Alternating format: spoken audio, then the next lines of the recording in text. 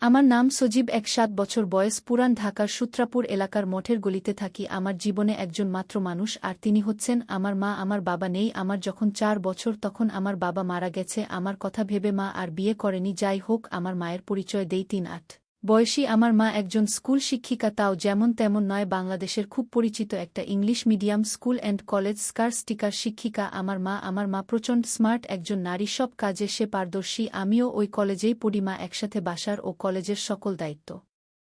সামলাচ্ছে সফলতার সাথে পৃথিবীতে আমার কাছে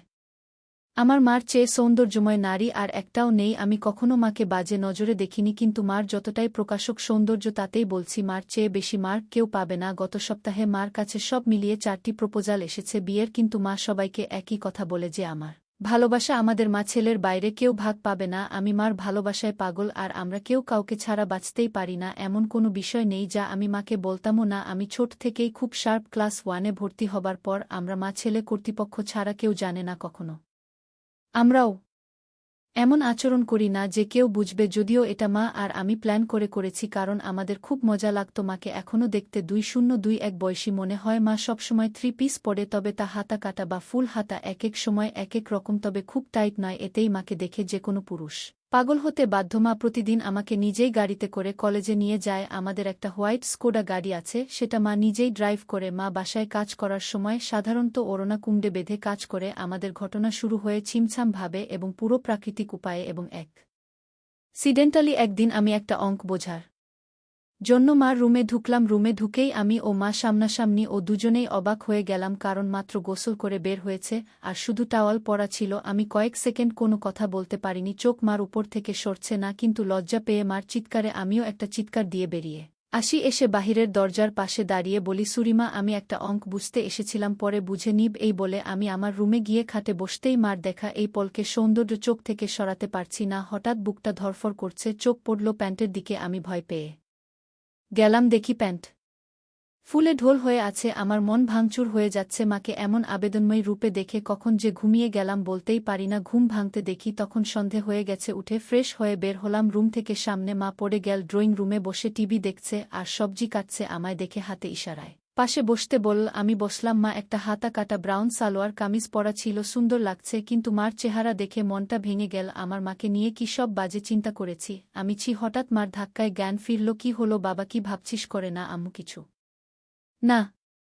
তোর জন্য বিরিয়ানি রান্না করেছি আয় খাবি চল মা একদম স্বাভাবিক হয়ে আছে হয়তো নিজেও লজ্জা ঢাকছে আজ আমায় খাইয়ে দিবে মা আমার দিকে এক পলক অপরূপ দৃষ্টি করে চেয়ে বলল আয় কাছে আয় আমি হাত বাড়ালাম কিন্তু মা আমাকে অবাক করে দিয়ে হাত ধরে কাছে নিয়ে তার কোলে থাইয়ে বসিয়ে দিল আমি বুঝতে পারছি না হঠাৎ এমন কেন করল কারণ বড় হয়ে বলে হয়তো এতদিন এমন কোলে নেয়নি এজন্য অবাক লাগছে মা বল জানিস বাবা তোকে নিয়ে আমার অনেক স্বপ্ন জানি মা আমি বড় মানুষ হয়ে দেখাবো তুই বুঝছিস না আমি চাই না তুই টাকা পয়সা কামানোর জীবন পান সে করিস মানে হলো কখনো টাকার পিছনে না ছুটে খুশি থাকতে চেষ্টা করবি টাকা এমনি আসবে ওহ আচ্ছা মা আমাকে খাইয়ে দিল এমন মার প্রতি রাতে কি নাকি ভেবেছি আমি ভেবেই খারাপ লাগছে আমরা যে যার রুমে গেলাম ঘুমাতে সারারাত নিজেকে দোষেছি আমি ৩ দিন মন খারাপ ছিল এর মাঝে একদিন কলেজে যাওয়ার সময় মা কইল কোনো কারণে তোর কি মন খারাপ না মা আর কিছু কইল না পরদিন আমার ক্লাস ছিল না মা তার কাজে চলে গিয়ে হঠাৎ ফোন করল ওহ বাবা গোসল করে তাড়াহুড়ায় আমার কাপড় মেলতে ভুলে গেছি একটু নেড়ে দে প্লিজ আচ্ছা মা আমি মার রুমে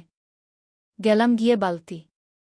নিয়ে ছাদে যাই নাড়তে গিয়ে প্রথমে ছিল কামিজ তারপর সালোয়ার এরপরে বাকিগুলো দেখে আমার বুক ধরফর করতে লাগে দেখলেই বোঝা যাচ্ছে এটা নামিদা দামি ব্র্যান্ডের হাতে তুলতে হাত কাঁপছিল আর কি সুন্দর ঘ্রাণ ওগুলো থেকে কি বলবো আমি হতবিহবল হয়ে গেলাম কারণ পৃথিবীতে ১০০ মিলিয়নে একজনের ভাগ্যক্রমে একই সাইজের হয় আর তা আমার মার ভেবেই মাথা নষ্ট হয়ে গেল পাগল হয়ে যাব মনে হয় এমন অবস্থা আমি কোনোমতে ওগুলো একটা সাইডে নেড়ে দিলাম যেন বাহিরে কারো চোখে না পড়ে দৌড়ে রুমে এসে পড়ি ইচ্ছা করছিল একটাবার কাজ করি কিন্তু এর ভয়াবহতা বিশাল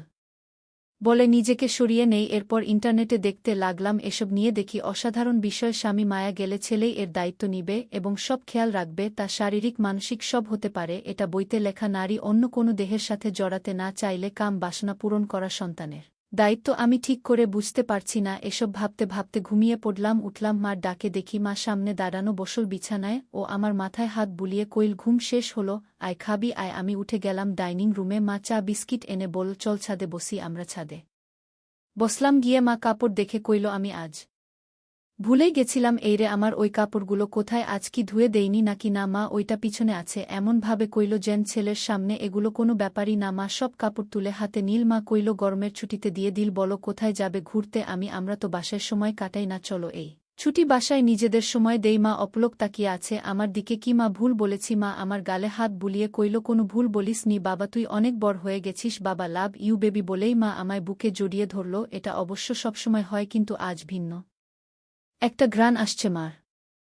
মা তাহলে এমন কেন করছিস মা নাকি তার সন্তানের কাছে সবচেয়ে সুন্দর হয় তুইও তো বললি তোর প্রশংসা করতে এত দ্বিধা কিসের ওই যে ভাষাটা বিব্রত চুপ করত কোনো বিব্রত নয় এদেশীয় ভীত সংস্কৃতি তোর ভিতরে কিভাবে এলো বুঝলাম না এটা কোনো বাজে শব্দ নয় যাকে যা লাগে তাই বলা উচিত বুঝেছিস চাইলে আরও কিছু বলতে পারিস আমি ভেবলা হয়ে কইলাম হ্যাঁ কিন্তু মাকে এসব জাতীয় কথা বলা কি ঠিক মা আমায় হাত ধরে সোফায় বসে কইল দেখ বাবা আমি তোর মা আমায় তুই যা খুশি বলতে পারিস ভালো লাগলেও বলবি খারাপ লাগলেও বলবি তাতে কোনো সমস্যা নেই এখন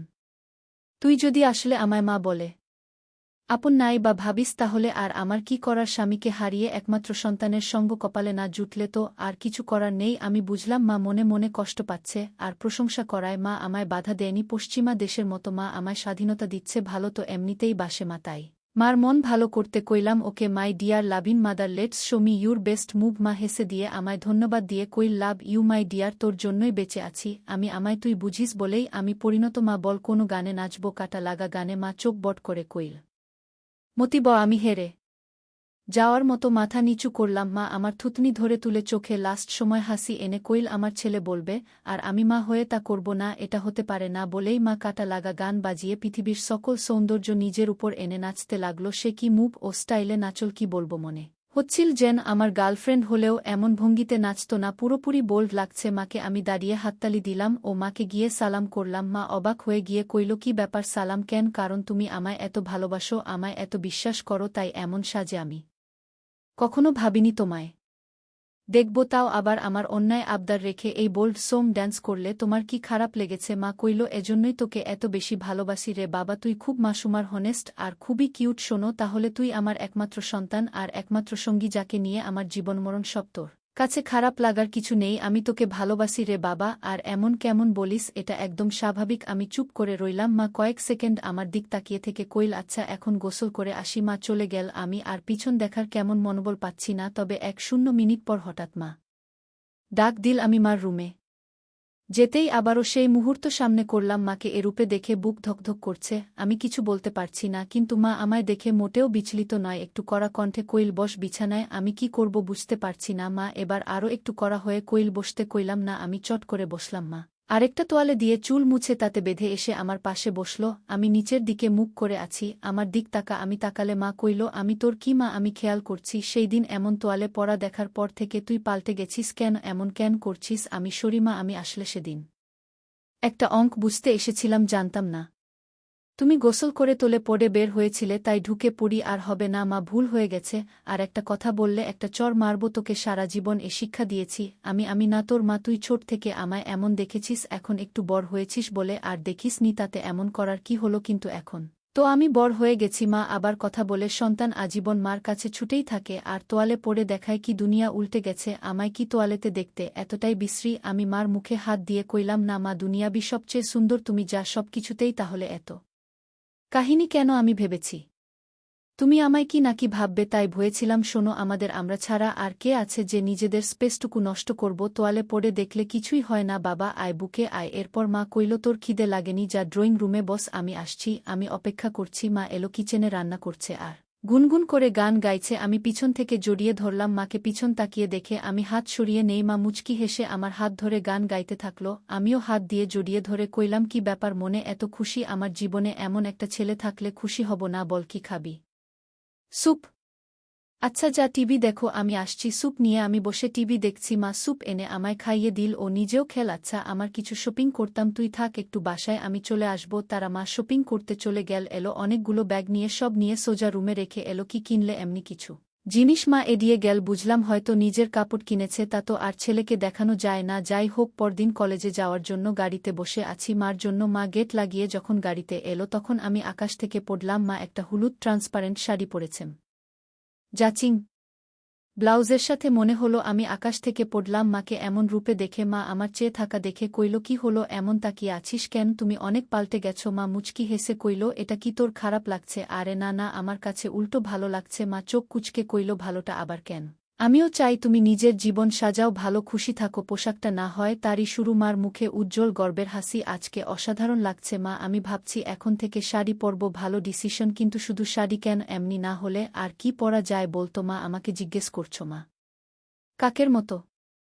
আশেপাশে তাকিয়ে কইল, আর কাউকে দেখছিস গাড়িতে? না মানে একজন মা তার ছেলের সন্তানের কাছে পোশাকের সিদ্ধান্ত চায়, তাই কইলাম বাংলাদেশে এটা স্বাভাবিক নয় যে আমার কাছে সবকিছু তুই, তাই আমার কমেন্ট তুই করবি। বল কেমন পরব? সত্যি ফ্রেন্ডলি বলবো। এবার চল খাবি? সরি সরি বলছি। মা আমার দিকে তাকিয়ে রইল কয়েক সেকেন্ড। মার এই রহস্য ঘন তাকানো বুঝি না ওয়েস্টার্ন বলেই মা গাড়ি চালাতে লাগলো। আধা ঘন্টা গাড়ি চালানোর পর মা আমাকে একটা পার্কে নিয়ে গেল। মা আমার পাশে বসে কথা বলছিল। হঠাৎ মায়ের হাত আমার নিচে দিল। তখন আমার আর বুঝতে